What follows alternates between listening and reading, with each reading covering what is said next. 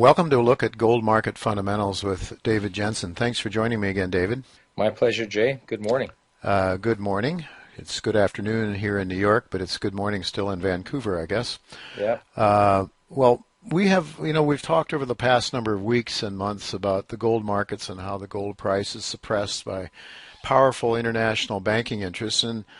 But what we've seen recently, David, is really quite alarming in some ways in that we've talked also about the BRICS in the past and how, Brazil, Russia, India, China, South Africa have been protesting against the U.S. dollar hegemony, and they have wanted a seat at the table, a more equitable seat in the international community when it comes to currency arrangements. The United States, on the other hand, has been steadfastly interested in keeping the U.S. dollar as the dominant world currency for obvious reasons, because the U.S. can print money out of nothing. It can create these dollars out of nothing and then use them to acquire assets around the world, and the rest of the countries are not so happy about that, and they've let it be known. Now, there have been some things that have happened recently over the last week or two that are really almost breathtaking in a way, because I pick up London Times, and they're talking about the United States getting its nose bent out of shape because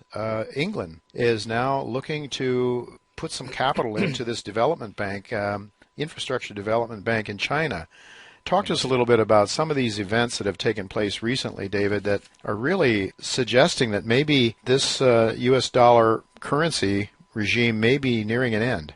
Okay. Well, what I see happening here is that there's been a sea change globally, and maybe more accurately is transatlantically between Europe and the Americans, who have, for the last 70 years have been allies working together. And I guess maybe we can start with a little bit of background. One thing I would point out, as you mentioned, Jay, in terms of China and reforms, the IMF has been pushing the U.S. to implement some reforms since about 2010. And the U.S. Congress again last week refused to move forward on suggested reforms. And China appears now to be working with the IMF to come up with some changes. But big picture-wise, as you talk about, the apparent visibility of fracturing ties between Europe and the U.S. And I'd like first to indulge in a little bit of history here, in terms of Russia and the U.S., and then bring ourselves up to speed in the current date of what is happening. Good.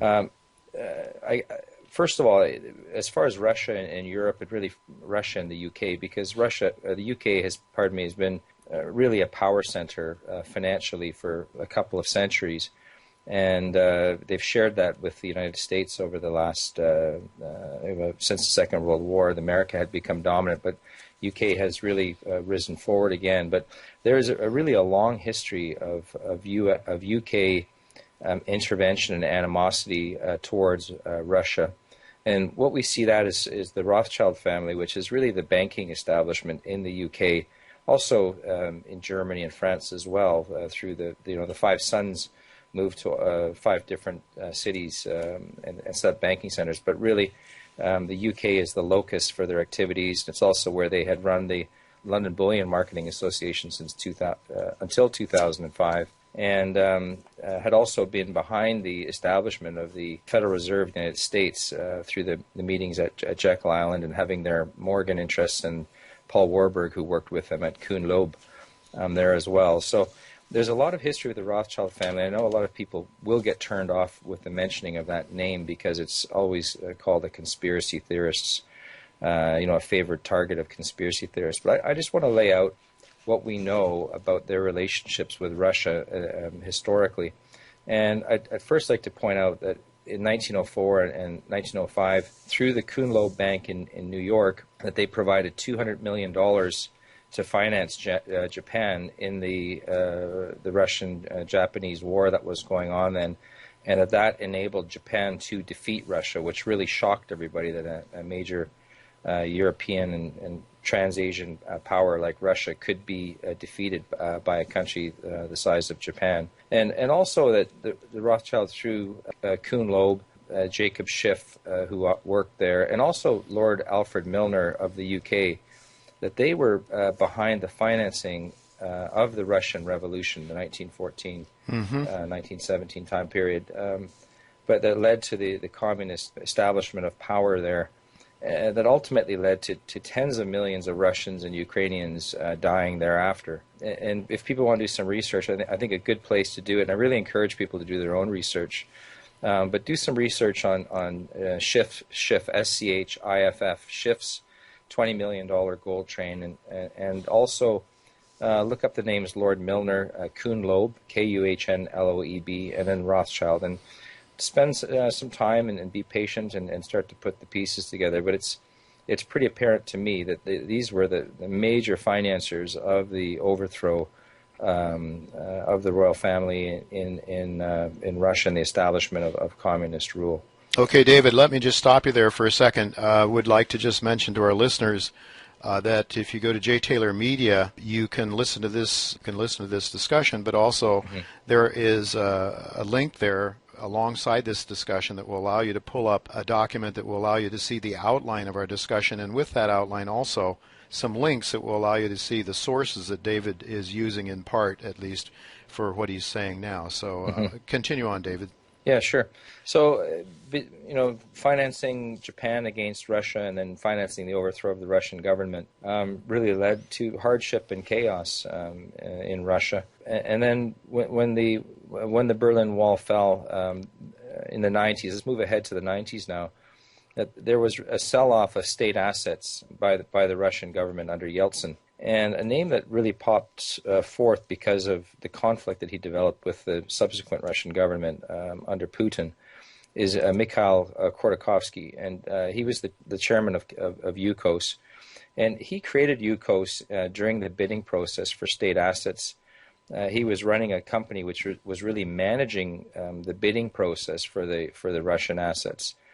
And the UKOS oil assets were purchased for about $310 million in 1994. And ultimately, those assets were seized by the Russian government, by Putin, in 2003, were nationalized 2003, 2004.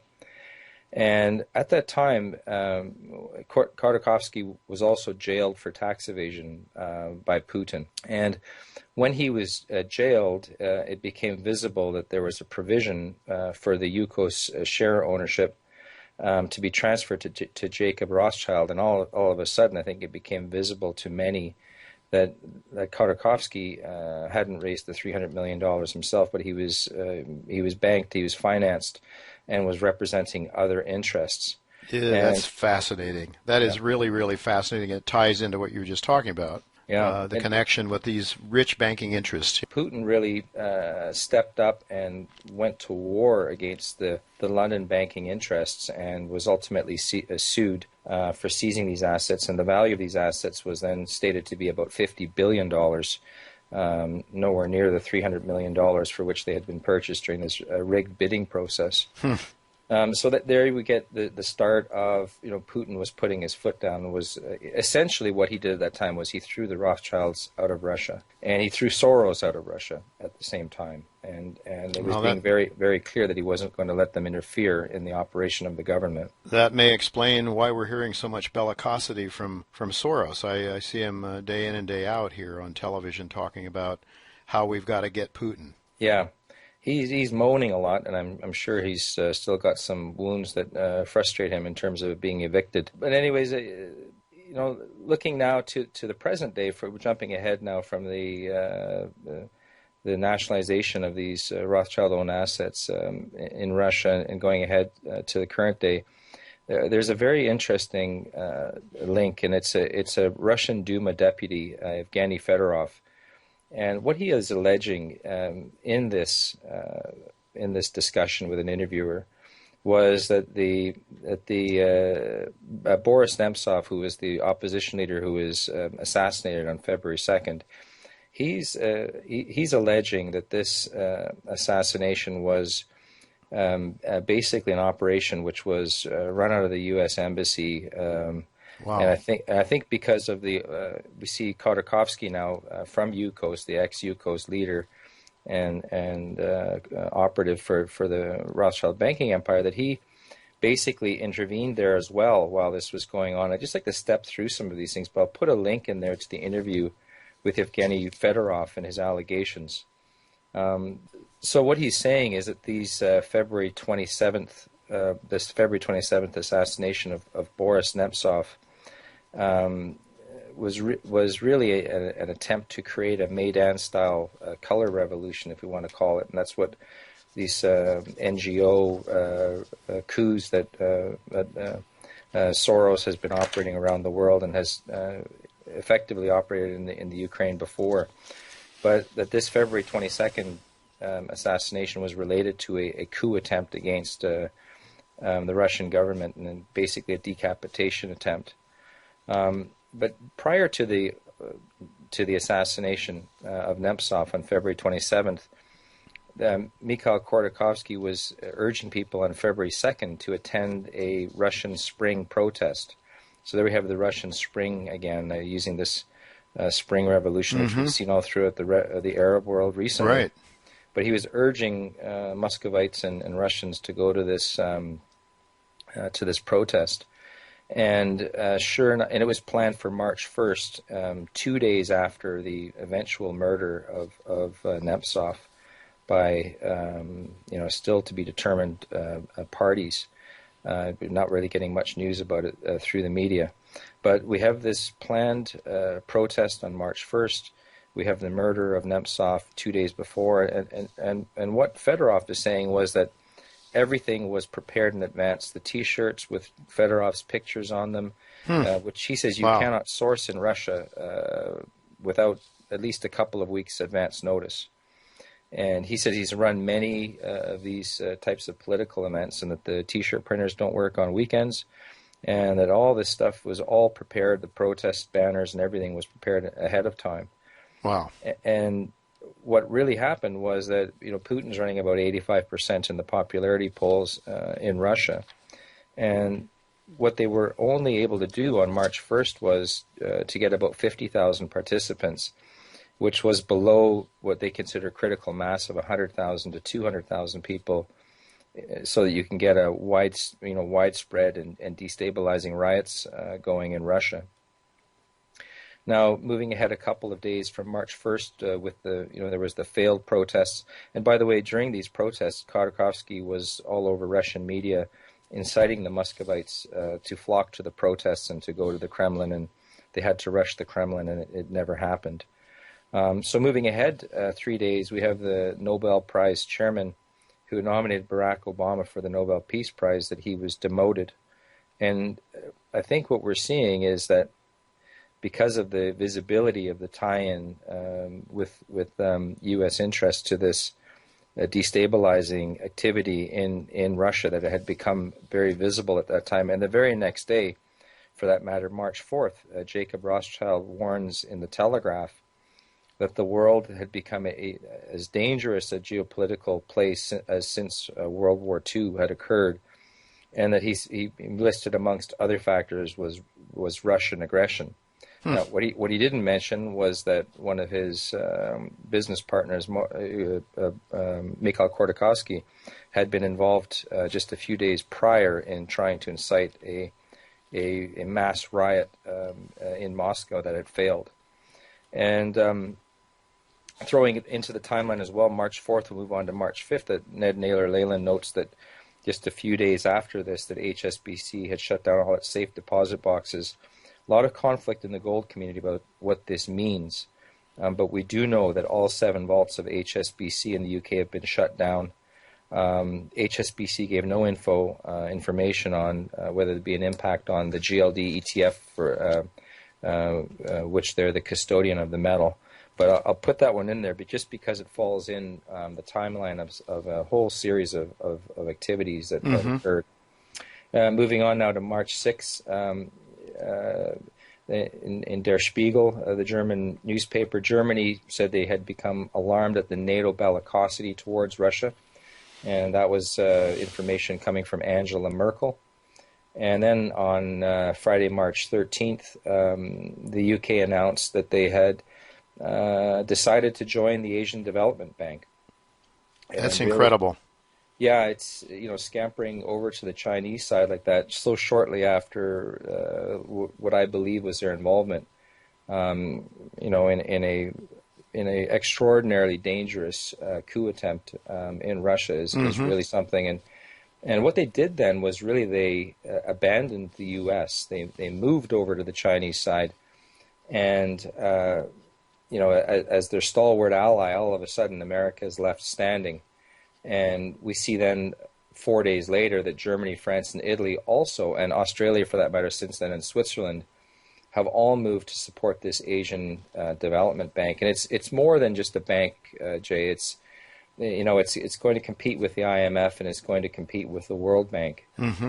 And I think this is really a sea change that occurred. Most, I don't think, have picked up on its ultimate meaning, and it'll only become visible over years as we watch it. But well, David, let me just stop you there. Do you think yeah. this has to do then with this underlying currency issue, the U.S. dollar being the dominant currency, and giving the United States an unfair advantage in many ways, militarily and commercially? I think that the move was related. If Yevgeny Fedorov from the Russian Duma there, if he's correct, that it was related to alarm on the part of Germany, France, and Italy, and other European nations of risking a nuclear war in their backyards. Mm-hmm. I think they were alarmed that this had occurred, and I think it had become visible, and I think there's lots of information out there that points in that direction, and people can do their own research, of course, and come to their own conclusions. Well, David, there's also the aspect that the Germans, I heard it said last evening at an event that I attended, that the Germans have 6 times more trade with Russia than the U.S. has. That all these sanctions and things are hurting the Germans and the European economy as well. That the sanctions that we've placed against Russia as well. So that might be another contributing factor. Sure, and we know Victoria Nuland of the U.S. State Department and George Soros' involvement as well in financing and promoting the coup that occurred in the Ukraine, right? So a conflict, a military conflict is being generated in the Ukraine through which many of the pipelines that were key had run. I know that some of the gas has bypassed now that through the northern link there, the North Sea link to Germany from Russia, and that they're trying to get the southern pipeline built now through Turkey into Greece, not into southern Europe, and they're going to bypass the Ukraine. But I think the key issue here is that really military conflict has been generated in Europe's backyard. Yeah, and I think that what is allegedly a coup attempt against Putin was generated, and it couldn't have gone ahead without the approval of David Cameron and Barack Obama at the highest levels. And I think that Europe is almost was a panicked response in what they did in moving towards the Chinese Asian Development Bank after the UK did so. But I think the UK did so because they'd been exposed after the failure of what had gone on. So we'll know more with time, but it's very, very dangerous activity that have gone on here, and it follows a previous pattern of aggression towards Russia by Western interests and Western banking interests. Mm-hmm. Yeah, and this whole thing with NGOs also, as we talked to Daniel McAdams on this show, not on this show, but separately, and sometimes on my radio show, about the NGOs being involved in, the North African, the Arab Spring, for example. And, of course, John Perkins, who I've had on my radio show, talks about this being a historical modus operandi of the United States going back all the way, starting with Iran in 1953. So, in a way, this is just the continuation. But now it seems to me, David, getting to be very, very serious, because now we're knocking at the doors of a couple of superpowers with missiles, with nuclear missiles, with nuclear warheads. Yeah. Very, very dangerous. Now, the other thing that you also in your notes to me mentioned, that the March 15th disappearance of Vladimir Putin. Talk to us about that. Well, yeah, he reappeared on March 15th, disappearing shortly after the assassination. The assassination of Boris Nemtsov. Right. And that would make sense that he would go underground for a period while they stabilized the situation in Russia, realizing they'd been infiltrated by these protesters slash coup leaders. They would want to clean up the streets a little bit. And that The appears Soros to be, crowd. yeah. Well, yeah, in part. And there is apparently Fedorov says that there have been hundreds of protesters, protest organizers from the Kiev Maidan movement, which had been successful, who were operating in Moscow at the time. And, so what we're seeing here is now a geopolitical tectonic move here, in that the Europeans have realigned themselves with China, but it's not just China. We have to remember that China stands with Russia in the BRICS. Brazil, Russia, India, China, and South Africa, the BRICS movement, who are moving towards this new currency system. And what really happened, and so many commentators talk about this Chinese Asian Development Bank as being for economic opportunity, but I don't think it has anything to do with that. I think it has to do with a political realignment. Ultimately, it has economic benefits, but it's not about development. It is a geopolitical shift to align with China and ultimately with Russia to some extent because of the fear of war. And I think that Der Spiegel article really speaks to that, the German alarm at NATO bellicosity. And the word NATO again brings up the last point there, Jay, on the list, which is that Obama had refused to meet on March 24th. So just 2 days ago, had been refusing to meet with the NATO chief while he was in Washington, D.C., and this had never happened before. And certainly that would make sense in terms of a U.S. response to the Joint Defense Pact with Europe. If Europe is going to abandon the U.S., the U.S. would send back a signal. Abandon the U.S. dollar ultimately is what's happening. That the U.S. would abandon them in turn then on a joint defense pact, or send signals that it's not just going to be one way. So ultimately, it comes down to currency, Jay, I believe, and it comes down. Yeah. I absolutely agree with you. I think that's what it's all about. Yeah. Because the United States has had this extraordinary benefit of being able to create money out of nothing since Nixon took us off the gold standard, and we've been able to use it. And the reason we went off of gold to start with was so that we could expand our military, have socialism without the American people realizing they had to pay for it. But now we're pushing the envelope to the point where I think it's extremely dangerous. When you start threatening the sovereignty of nations like Russia or China, I think you're asking for big trouble. Yeah, I think that 2 points, Jay, is that the money from nothing really started in 1913 with the creation of an elastic currency. Sure. I know that the U.S. dollar was still redeemable by U.S. citizens until 32, but what they had done with the introduction of the Federal Reserve was that they could create more money than they had gold in the system, and that the money from nothing started in 1913. And the other point is that so many of the allegations that we hear about manipulation of gold through manipulation of the futures market, and I differ with that, because the issue here is that the price of gold has been manipulated by manipulating the spot market. And there's a big difference between manipulating the futures market and manipulating the spot market, and the creation of the unallocated gold contracts, which are traded in 85% of global trade is in London. So, but I think it all relates back again in that now there's we're seeing now jockeying of all of these different interests, and it's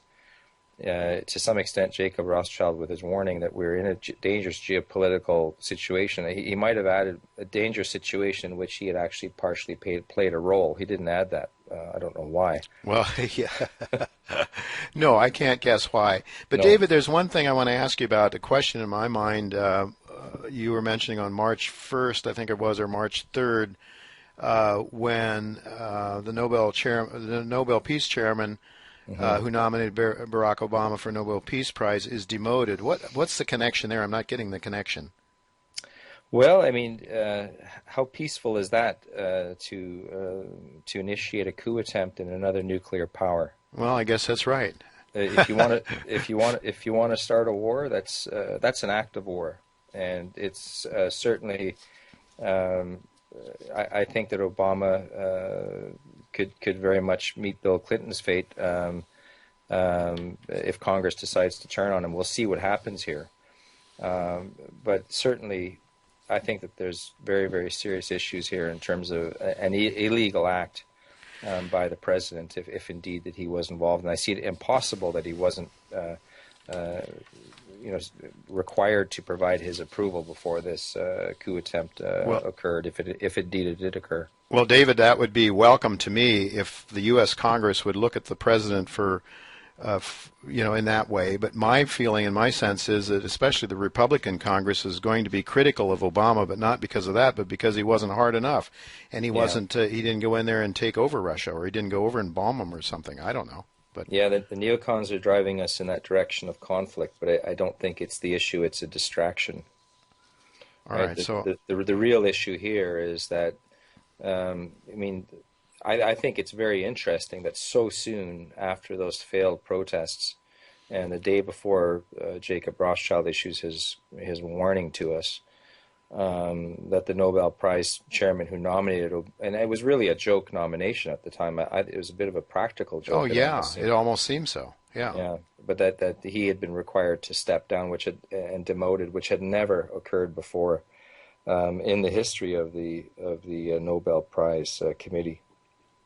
Well, who's just as a sideline here? Who's behind the Nobel Peace Prize? Do you know? Well, it's a Norwegian fund that was set up by Alfred Nobel, and notionally they are objective in the people they nominate, but clearly that was a political move, and I think it's a very, very, to me, geopolitically, a very clear signal in terms of demoting the fellow who had nominated Barack Obama 2 days after an attempt to decapitate the leadership of Russia. So you really feel, David, that that the Europeans are sort of, they're looking after their own interest, and their own interests are dictating that they sort of turn against the United States? I mean, I know I've talked to Daniel McAdams about this, and Daniel is somewhat skeptical that I think he's hopeful that that's the case in a way. Yeah. But I think that he's very skeptical. What makes you so sure that that's? Well, I'm not sure. I think you can just look at the assemblage of pieces, and as we've talked about in the past, you never know for sure. Yeah. All you can do is wait, and you can lay out a mosaic and put the pieces up, and then see if that mosaic does indeed fill out as a picture. Yeah. I'm just saying we're seeing some initial pieces here, and certainly this could all be a complete coincidence. Khodorkovsky no longer works with the Rothschilds, and Jacob Rothschild was just feeling like generous that day and wanted to help us along, and right. The Nobel Prize chairman just happened to be demoted 2 days after an attempted coup, which is alleged by Yevgeny Fedorov, et cetera, et cetera. Yeah. But I don't know. It's a lot of coincidences, and there's a lot of links here. Right. And I well, think we'll see more links by the day. Anybody that's put a jigsaw puzzle together knows what how it starts to look. And when you get those pieces together and you start to see faces and buildings and things start to come into shape. Again, you're saying we don't know for certainty, but there's just a lot of circumstantial.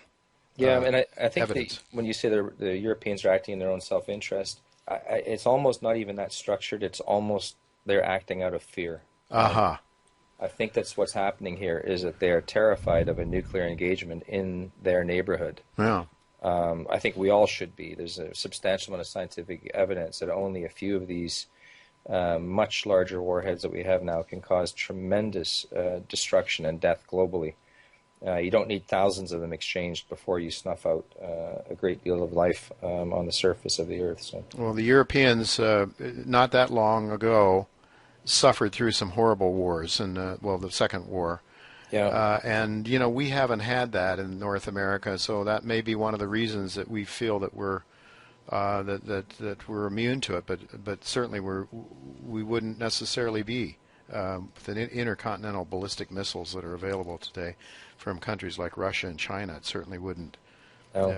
Yes, it boggles my mind, David. I can't understand it, but I guess if you're rich enough, what more is there to do, right? I mean, it's about power. Yeah, it's about establishing and controlling and maintaining power. And the way things are structured right now, I mean, if you take down Russia, if that had been successful, I think the Chinese well know that they would have been the next in the sights, and that Right. you just smash down these organizations one piece at a time, and then you maintain the historic global geopolitical structure, which has been so beneficial to so few for so long. Mm-hmm. That would have continued, and I think we've seen a sea change here, Jay, with the movement on the Chinese Development Bank, and I think it's really unfortunate how it happened, and countries aren't working together. They're really reacting to events, and it's never a good way to move in reaction as opposed to with forethought and careful planning. But I guess the events dictated that these moves were required, I guess. Well, your discussion here, David, has had to do with geopolitical issues, but of course, you also in your notes mentioned that there's a new Texas initiative for gold and silver to make those metals legal tender. Talk to us a little bit about that move and what's going on with that. Yeah, it's quite something. I guess maybe a bit of history on gold, money, and oil producers was never too healthy a combination. We can ask Muammar Gaddafi and Saddam Hussein, who was trading oil for both gold and for euros, and Iran for that matter, which had entered into a oil-gold arrangement with India.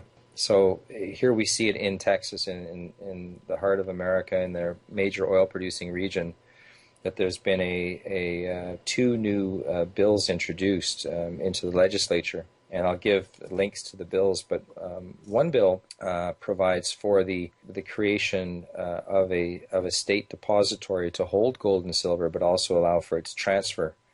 And the second bill, which was introduced, I believe, on the 17th of March, I don't have the date here, but I think it was March 17, allows for the introduction of gold and silver as legal tender for settlement of debt. And that combined with the state-run depository, which would facilitate the transference of ownership, which is needed for payment of bills, to me is really quite remarkable. And Utah in 2011 passed a similar bill of recognizing gold and silver as legal tender, but only at the face value of the coins which were issued. And so you've got not the market price of gold being recognized in the Utah bill, but nonetheless it is a step in the way. It would take only a small change to recognize market value of gold. But I think in the heart of the oil production region that this bill has been put forth is really something to be followed closely because of the potential for quick change. Well, I certainly would think there would be some kickback by government that certainly doesn't want to see people use gold and silver as money for reasons that we've discussed on in this podcast in the past. I'm sure there's alarm in New York and Washington. But the citizenship of Southwest America and Western America in particular have far less to gain from a fractional reserve paper money system, and have really been losers with a fractional reserve money system. And I guess it shouldn't surprise us, but certainly a state with the power, the economic power of 25 million citizens, and that amount of resources there is really quite something. Yeah, David, you make a very good point there, because I think it's exactly a point that I've been making all along, is that by getting rid of gold and silver as money, it basically allows the people that are in charge of the monetary regime to steal from those who are actually creating wealth. And I always look at the miners, the manufacturers, the farmers, the inventors. Certainly the oil producers would be part of that too. So are you suggesting that maybe that's part of what's at play here, the western part of the country? More the agricultural, the producers, the production part of our country, whereas the coastal areas are more in the banking industry, the film industry, and things like that. Yeah, you have wealth production industries in the United States, and then you have wealth extraction industries, to put it that way, and Right. especially located in New York. And they're about to lose their prime product if they lose the ability to create bubbles and crashes with fiat money. It takes away the volatility that you need to make money in the markets. No, I don't know, David. I'm one that lives here on the East Coast, and maybe I have to reconsider where I go, because if the parasites are put to an end here in the east part of the country, it might not be so good for the rest of us here as well. So anyway, You might want to buy a 10-gallon hat, Jay. and go to Texas. Yeah. Yeah, maybe so. Well, anything else to add today, David, before we? No, just I guess those are the two key. Well, I mean, it's more than two things, but it's an assemblage of things. But really, an assemblage of news items really pulling together to what appears to be a fracture of long-standing U.S.-European ties, and it all ultimately roots in currency, and it roots in trade. And unfortunately, we're seeing a move here to reactionary activity. And it's very unstable. And the risk that was taken in this attempted coup, I don't think can be overstated. It's very difficult to overstate the risk when you play a game like this with an enormous nuclear power like Russia. And just to be clear here, when we're talking again, in summary, the risk. What we're talking about, an attempted coup, is in Russia, is what you're talking about, and certainly that will, that will not sit well with a lot of people who've been listening to the mainstream media, who are saying that it's all about Putin, and there was a spontaneous internal revolt against this horrible Putin guy. It certainly had nothing to do with the United States, David. No, when you look at it from an American perspective, it really was for all the marbles. It was one roll, and you're rolling for all of the marbles, and it failed. And what happens is the UK bounces over to the Chinese-Russian alliance, and now the US, has been left standing by itself. And it is just so ill-advised. It's just difficult to fathom how this could ever have been proposed and gone ahead. And it won't be forgotten, and it won't be forgiven probably for a long time. And I think it has meaning, and I think we're going to find out in the years ahead. Things don't change in a day, and they don't change in a week or a month even. But I think that we've had a very major change of phase here, and we'll see what the impact is. Well, it certainly does seem like things are occurring very, very rapidly at a sort of an accelerating rate, and I think what you're laying out here, David, makes an awful lot of sense to me. I'm not quite sure that I'm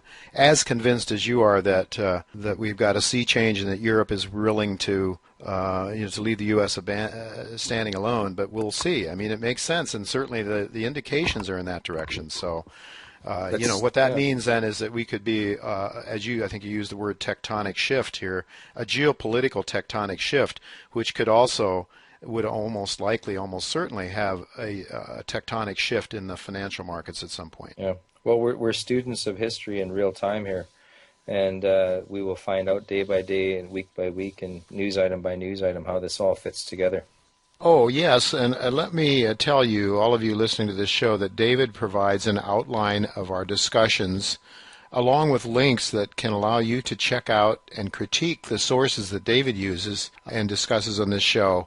And please send us an email with your comments about this show and the sources that David's using, if you like. Send those emails to questionsfortaylor@gmail.com. That's questions, the number 4, Taylor@gmail.com. Also, go to J. Taylor Media and click on David's picture on the upper right-hand side near the top. The right-hand side, you'll see David Jensen's picture. Click on that, and it will take you to a page where all of the episodes of a review of gold market fundamentals with David Jensen is provided. And alongside each of those episodes, you will see a link that will take you to the outline, and you can follow that outline as David and I discuss the topics with each episode. David, thank you so much for spending your time, taking the effort here to share your research with our listeners. It's greatly appreciated. Thank you, Jay.